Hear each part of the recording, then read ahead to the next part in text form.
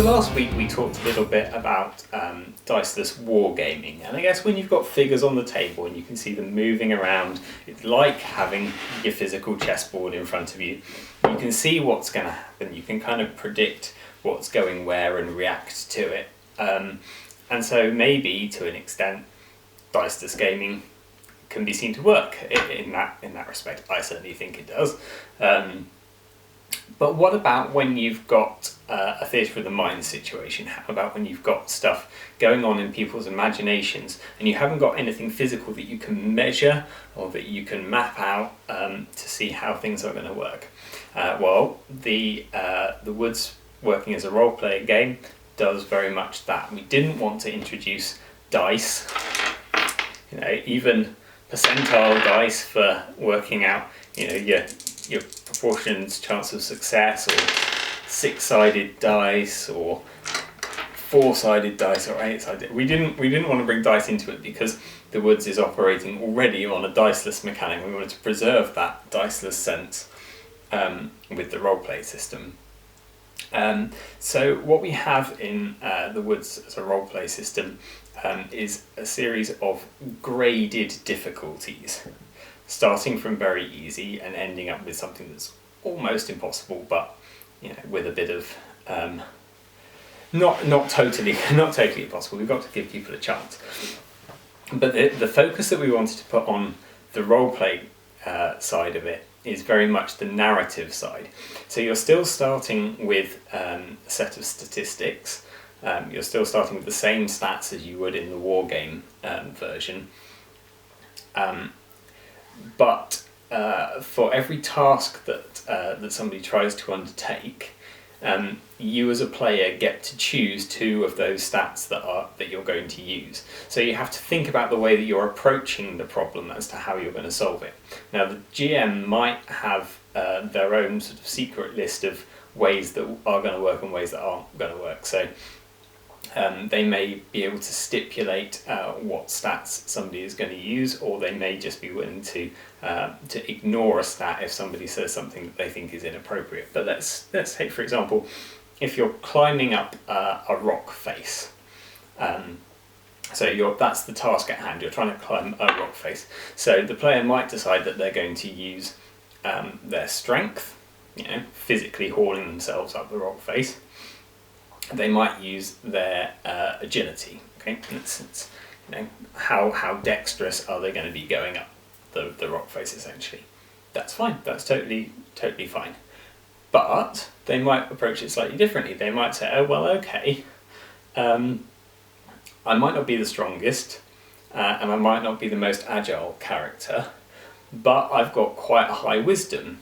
So I'm going to put my brains to use, and I'm going to wait a little bit before I approach the problem. I'm going to take this slowly, and I'm going to look, and I'm going to see the way ahead, and I'm going to think about how I can use the terrain to my best effect. So I'm going to use my wisdom.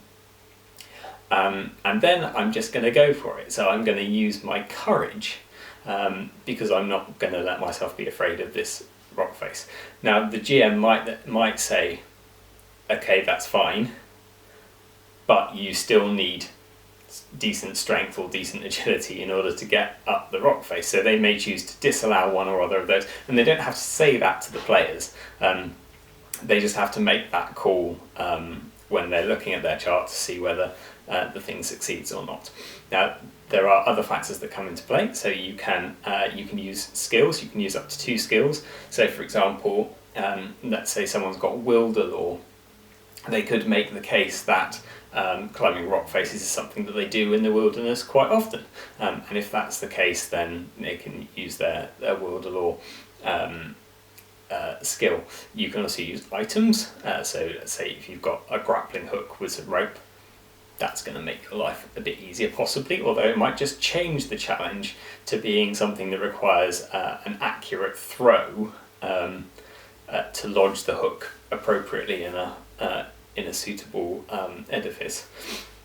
But the really crucial thing that you can do is describe how you're approaching the action. So the GM will award points for any valuable piece of information that is given as to exactly how people are approaching the task. So the more precise you can be about how your character is doing the thing they're doing, or is going to attempt to do the thing that they're going to do, the more likely they are to succeed. So we're trying to reward good storytelling, good imagination, good visualization, by making them more likely to succeed in their task. And the success is not success fail. It's a graded, and you may be familiar with this from other systems, it's a straight no and. So no, you haven't done it and something bad happens. A no but, as in you haven't done it but you get a benefit. A yes but, as in you've done it but something bad has happened because you haven't done it quite well enough. Just a straight yes and a yes and, yes, you've done it and you were so successful that you've gained an extra benefit as well. So these are all things that allow the GM to then narrate into the situation to keep the story flowing. So this is focused very much on storytelling, on telling the narrative. And this works for combat situations as well. You can do a described combat situation. But quite honestly, the focus of the Woods as a role-playing game is not on combat, just as even though it's a war game or it's a miniatures game, that's only a broad term. The focus really isn't on combat. If you're just ploughing into combat all the time, you're not going to get very far. You need to be thinking about slowing down your enemies. You need to be thinking about how you're interacting with terrain, how you're interacting with other models. You can get on perfectly well in the game and not get stuck in a combat with anybody, because if you get stuck in a combat, it goes wrong very, very quickly for you. So this is about thinking about alternative ways of approaching situations to try and avoid them being a hack and slash fest. Because whilst I quite enjoy the occasional game of D&D, I would much rather be playing Call of Cthulhu or Warhammer Fantasy Roleplay, or something that involves that kind of investigative, stealthy, let's not get into a fight, because if we get in a fight it's going to go badly for us. That kind of let's think of another way of doing it sort of approach. So that's very much the emphasis in the Woods. So if you are doing fights or you're doing encounters where fighting might happen, the recommendation for role-playing in the Woods is that you get stuff on the tabletop and you fight it on the tabletop. You're using effectively the same set of rules as the skirmish rules.